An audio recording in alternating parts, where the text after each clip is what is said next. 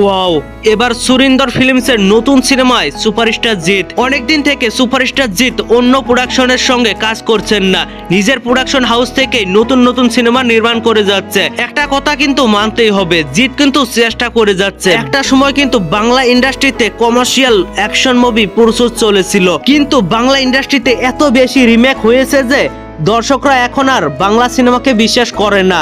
যে সিনেমায় আসে ভাবে যে এটা রিমেক সিনেমায় হবে, কিন্তু সুপারস্টার জিৎ অনেকদিন ধরে চেষ্টা করে যাচ্ছে বাংলার অ্যাকশন মুভিকে আবারও দাঁড় করাতে। সেই জন্য সে নিজের প্রোডাকশন হাউস থেকে একের পর এক হিট সিনেমা দিচ্ছে, একের পর এক ফ্লপ সিনেমা দিচ্ছে। তবে এটা কিন্তু মানতে হবে, সুপারস্টার জিৎ এখনো হার মানেনি, একের পর এক নতুন নতুন সিনেমা, অ্যাকশন সিনেমা দিয়ে চেষ্টা করে যাচ্ছে।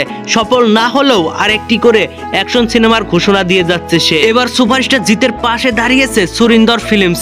তারাও চাচ্ছে একটি অ্যাকশন কমার্শিয়াল মুভি বাংলাতে হোক, একটা বিগ বাজেটের অ্যাকশন সিনেমা নির্মাণ করার জন্য তারাও চেষ্টা করে যাচ্ছে।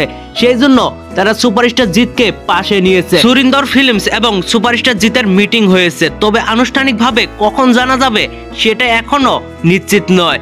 আই থিঙ্ক সুপারস্টার জিতের বার্থডেতে এই খবরটি জানা যেতে পারে। শোনা যাচ্ছে সুপারস্টার জিৎ এবং সুরিন্দর ফিল্মসের সেই অ্যাকশন সিনেমাটি 2025-এর ঈদ কেন্দ্রিক একটি সিনেমা হতে পারে, তবুও এটা এখনো নিশ্চিত নয়। সিনেমাটির পরিচালক কিংবা নায়িকা কারা হচ্ছে সেটা এখনো জানা যায়নি। তো ভিউয়ার্স, সুপারস্টার জিতের নতুন অ্যাকশন সিনেমা নিয়ে আপনি কতটা এক্সাইটেড এবং সেই সিনেমার সাথে থাকছে সুরিন্দর ফিল্মস, এই পুরো বিষয় নিয়ে আপনার মতামত অবশ্যই নিচে থাকা কমেন্ট বক্সে জানাতে ভুলবেন না। আর ভিডিওটি ভালো লাগলে একটি লাইক দিয়ে বন্ধুদের মাঝে বেশি বেশি করে শেয়ার করুন।